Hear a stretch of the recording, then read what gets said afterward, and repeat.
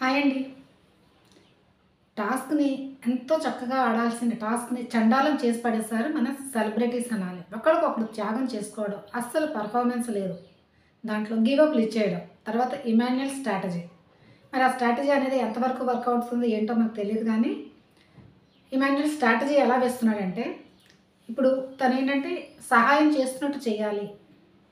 చేస్తున్నాడు పక్కవాడికి సహాయం చేస్తున్నట్టు చేయాలి. తర్వాత ఇంకొకటేంటంటే తనకి పర్మనెంట్ ఓనర్స్‌లోనికి వెళ్ళడం ఇష్టం లేదు. ఎందుకంటే, ఇక్కడ టెనెంట్స్ దగ్గర ఉంటే ఏంటంటే తనకి అక్కడ అందరూ వీళ్ళున్నారు కదా! పెర్ఫార్మెన్స్ ఎక్కువ లేదు కదా! వాళ్ళ దగ్గర.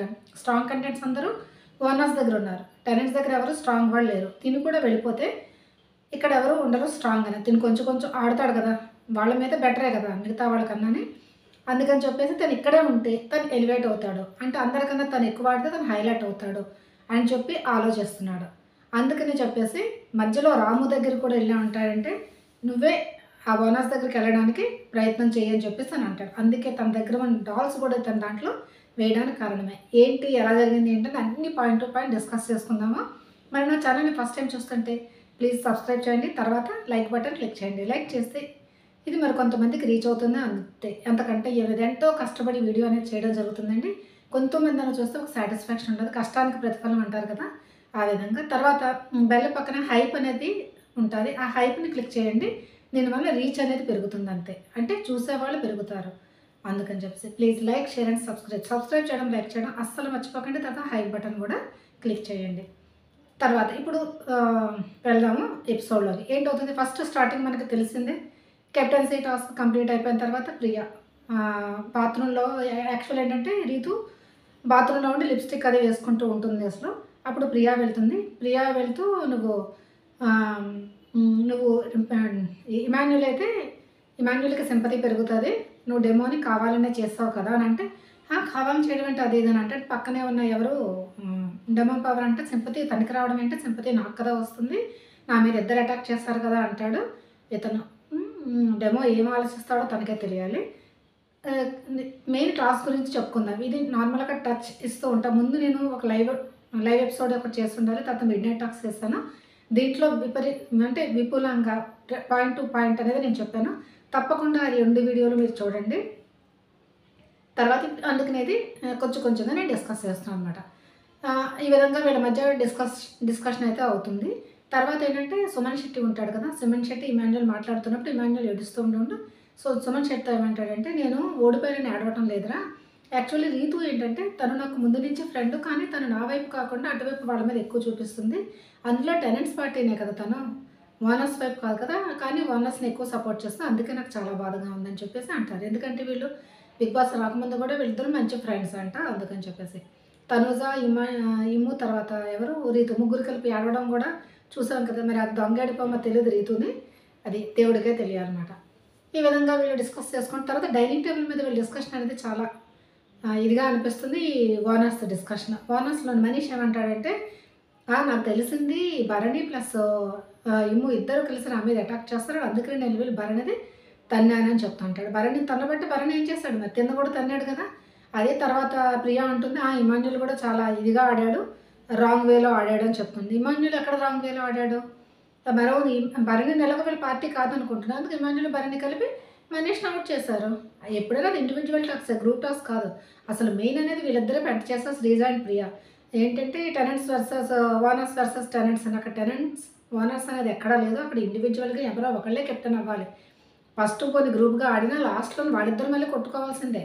అది వాళ్ళకెందుకు అర్థం కావట్లేదో తెలియట్లేదు. శ్రీజ ఏంటంటే తన పేరు అంటే అగ్ని పరీక్షలో తను ఎంత పేరు సంపాదించుకుందో ఆ పేరంతా పోగొట్టుకుంటుంది గ్రాడ్యువల్‌గానే.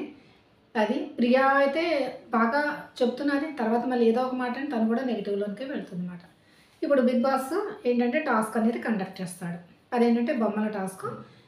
ఇప్పుడు వాళ్ళు ఆడాల్సింది ఎవరు? టెనెంట్స్ ఆడాలి. ఎందుకు ఆడాలి అంటే ఎవరో ఒకళ్ళు ఓనర్స్‌లోకి వెళ్ళి పర్మనెంట్ ఓనర్ అనేది అయిపోతారు అందుకని చెప్పేసి.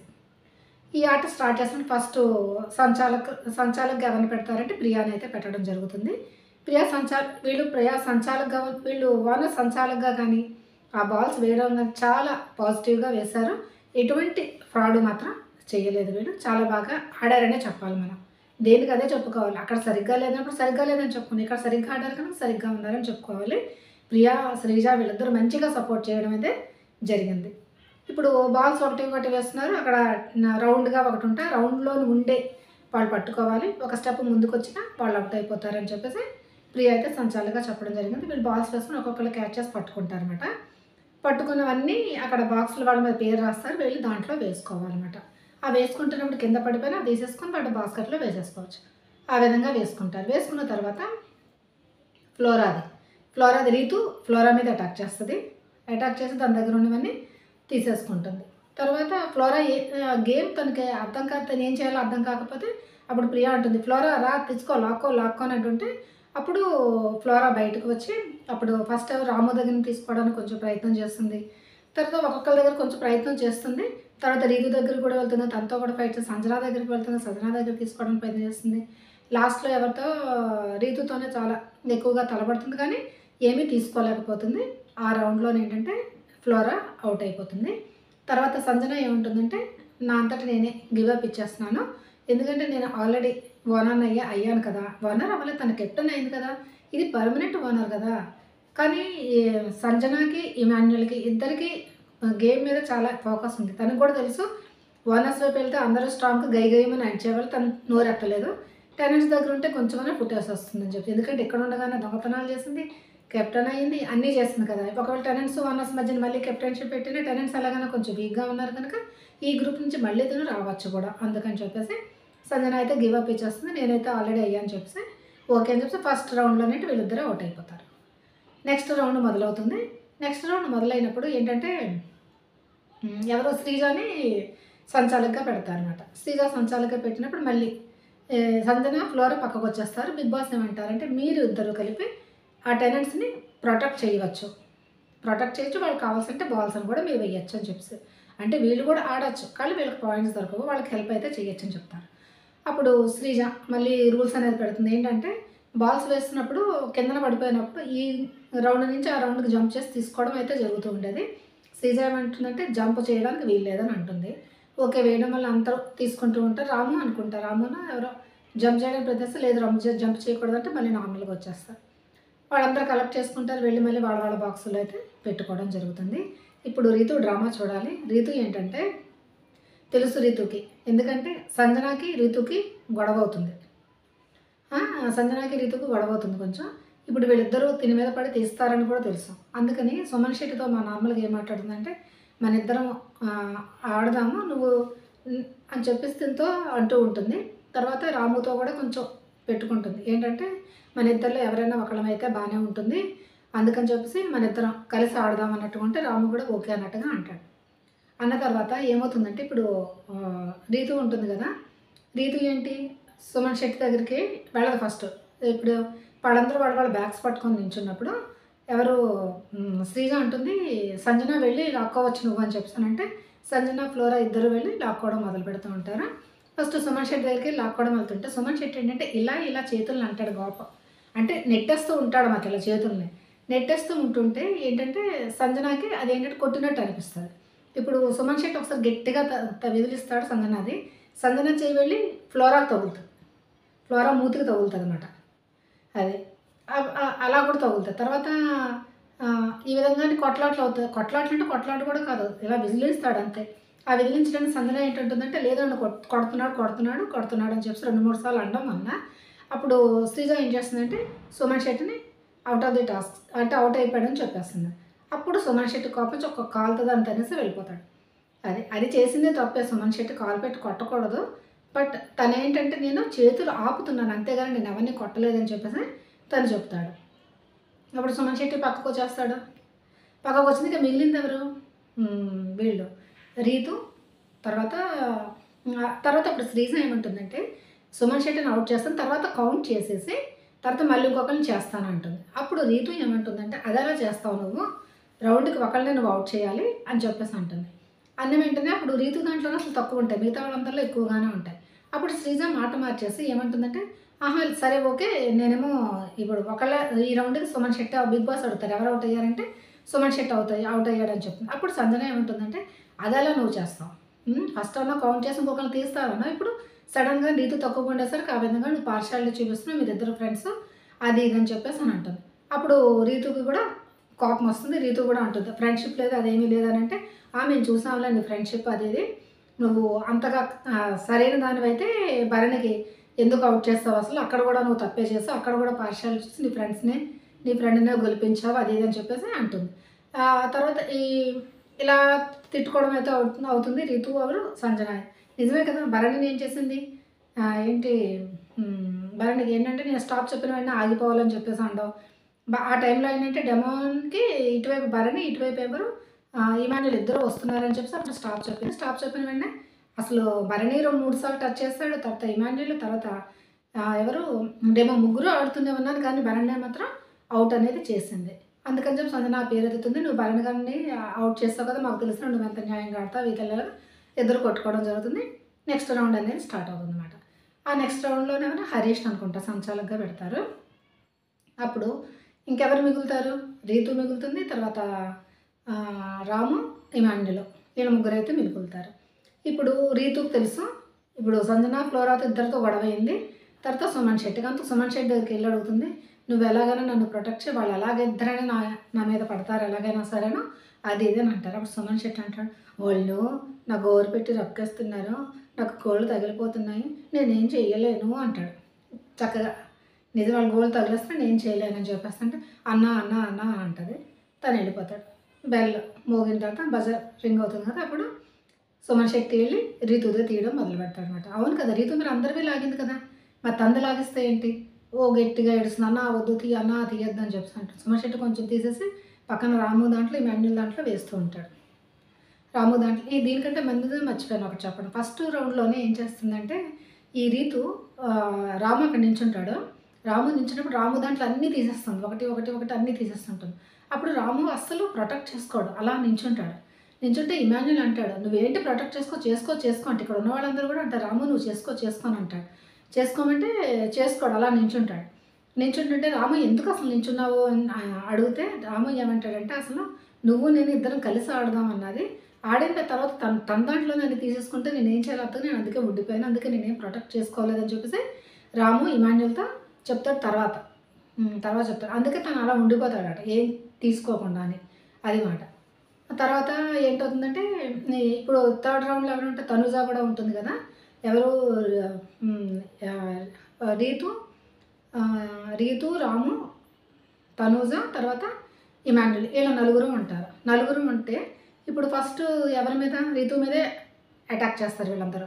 సుమన్ శెట్టి మీద.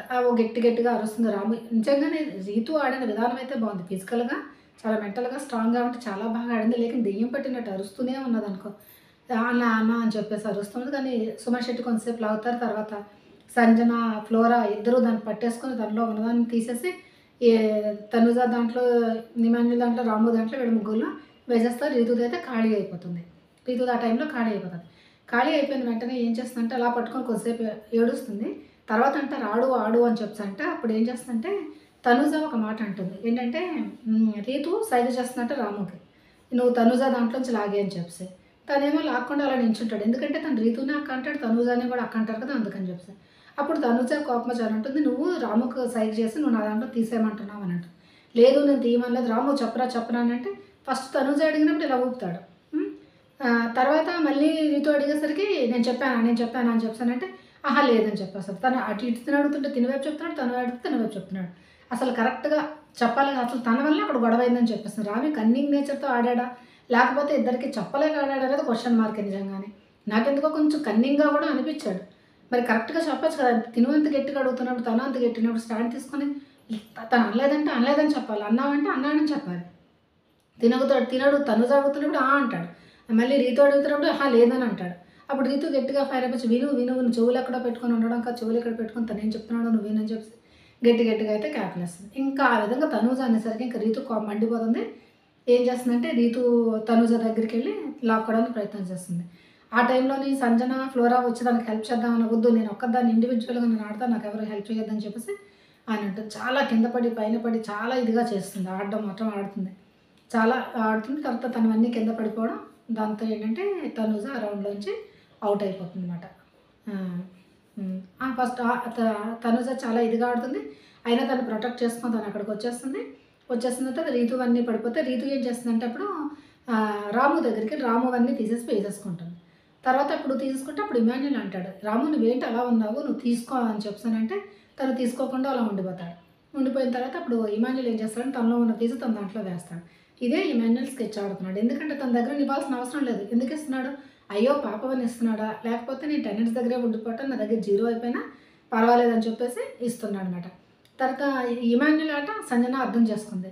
అందుకే ఏంటంటే రీతు పడిపోయినప్పుడు అవన్నీ ఏం చేస్తుందంటే రాము దాంట్లో వేసేస్తుంది, తనుజ దాంట్లో వేస్తుంది, కానీ తన దాంట్లో వేయదు, ఇమాన్యుల్ దాంట్లో వేయదన్నమాట.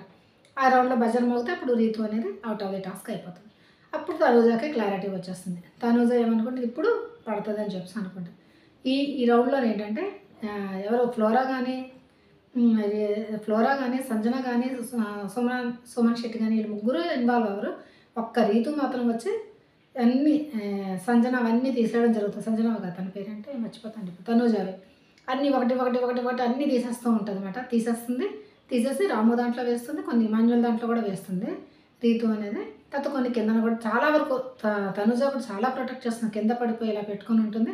కానీ బాస్కెట్ మీద కొంతసేపు ఉండిపోతుంది, బాస్కెట్ మీద ఉంటే తీయడం అవ్వదు కదా, అందుకని తర్వాత అన్నీ తీసేసి ఉన్నవన్నీ కింద పంపేస్తుంది అనమాట. బెల్ అవుతుంది, అప్పుడు తనుజ అవుట్ అయిపోతుంది. తనుజకు చాలా బాధగా అనిపిస్తుంది, రాము మీద చాలా కోపం వస్తుంది. ఇప్పుడు మిగిలింది ఎవరు? రాము ప్లస్ ఇమాన్యుల్ మిగిలింది అనమాట. ఇది కౌంట్ చేసి ఎవరికి ఎక్కువ వస్తే వాళ్ళకి ఇచ్చేయడం అని చెప్పొచ్చు కదా. ఆహా లేదు, బిగ్ బాస్ ఇక్కడ ట్విస్ట్ పెడతారు ఏంటంటే టెనెంట్స్ అందరూ కలిసి డిసైడ్ చేయండి వీళ్ళిద్దరిలో ఎవరు పర్మనెంట్ ఓనర్ అవ్వాలని చెప్పి అని అంటాడు. అంటే పర్మనెంట్ ఓనర్ అంటే ఎక్కువ యూజ్ చేయడు, అసలు ఓనర్ ఎవరు అవుతారని చెప్పి డిసైడ్ చేయండి అని అంటాడు. అప్పుడు వీళ్ళు ఏం చేస్తారంటే అందరూ ఇమాన్యుల్ ఫ్రెండ్సే కదా, అందరూ ఇమాన్యుల్కే చెప్తారు, ఒక రీతు మాత్రం అంటుంది లేదు కష్టపడి ఆడింది రాము కనుక రాముకే ఇవ్వాలని చెప్తాను. అప్పుడు తనుజ కూడా ఒక పాయింట్ తీస్తుంది, రాము ఒకప్పుడు గివప్ కూడా ఇచ్చేసాడు కదా మరి అని అంటుంది. ఆ గివప్ ఇచ్చినా తను ఆడాడు కదా అని అంటుంది. ఇమాన్యుల్ అనేది లాక్కోవడం అది ఏం చేయలేదు, అంతగా నేను ప్రొటెక్ట్ అయితే చేసుకున్నాడు మనవి. అందుకని చెప్పి లాస్ట్గా ఫైనల్గా ఇంకా ఇటువైపు శ్రీజ అందరూ అనుకుంటే సరే ఓకే నువ్వేంటి అంటున్నావు, ఇప్పుడు రాము కావాలంటున్నావు, ఆ రామునే అవ్వాలి. రీతుల్లో ఒకటి ఏంటంటే తను ఏదనుకుంటే చేసేస్తుంది. అక్కడ డెమోని కెప్టెన్ చేయాలనుకుంది చేసేసింది, ఇక్కడ రాముని వానం చేయాలనుకుంది ఇంకా చేసేసింది, అంతే ముందుగా అనమాట. లేదు రామునే అవ్వాలి, రాము అవ్వాలి, మెజారిటీ కాదు రామునే అవ్వాలి, తను ఎఫర్ట్స్ పెట్టాడని చెప్పి గట్టిగా అంటుంది అనమాట. అనేసరికి ఇంకా సరే అని చెప్పి సంజన వచ్చి రాము అని చెప్తుంది. రాము అని అనౌన్స్ చేసినంత మళ్ళీ రాము ఎందుకని అంటుంది, తనే అంది కదా రాము అని చెప్పేసి, ఇప్పుడు రాము ఎందుకని అంటుంది. ఇప్పుడు శ్రీజాకి ప్రియాకి మండుతుంది.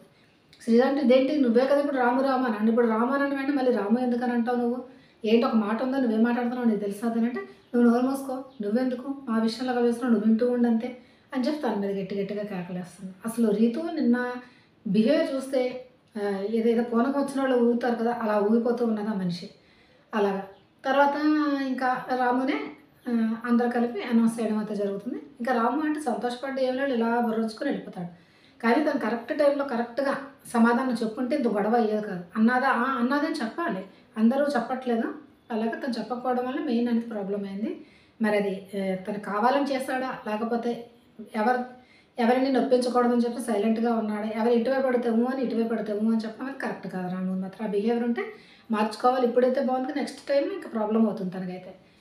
తర్వాత ఇమాన్యుల్ పక్కన కూర్చొని తనకి ఎలాగో అవ్వాలని లేదు, ఓకే తను ఏమంటాడంటే రాముని నేను అవ్వాలనుకున్నాను, రాము అయ్యాడు, ఓకే మంచిది, ఈ టెనెంట్స్లోని ఎవరో ఒక స్ట్రాంగ్ ప్లేయర్ అనేది ఉండాలి, అందుకని చెప్పి నేను ఉందాం అనుకుంటున్నాను అని చెప్పి తను అంటాడు. తనూజ ఏంటంటే కోపం వస్తుంది, రాము అక్క అక్క అక్క అక్క అని చెప్పేసానంటే లేదరా నువ్వు కరెక్ట్ సమాధానం కరెక్ట్ టైంలో అసలు చెప్పలేదు, అందుకని నేను అక్క అక్క అని చెప్పాను అనక ఇంకెప్పుడు అక్క అనుకో, నా పేరుతోనే పేరు తనుజ, ఇక్కడ ఎవరెవరు నన్ను అక్క చెల్లి అని అంటున్నారో వాళ్ళందరూ నా పేరు పెట్టి పిలవడం మానేయండి, నేను ఎవరిని నమ్మను, ఇంకా నా పేరు తనుజ అని పిలవండి మీరు అందరూ అని చెప్పేసి అని అంటాను.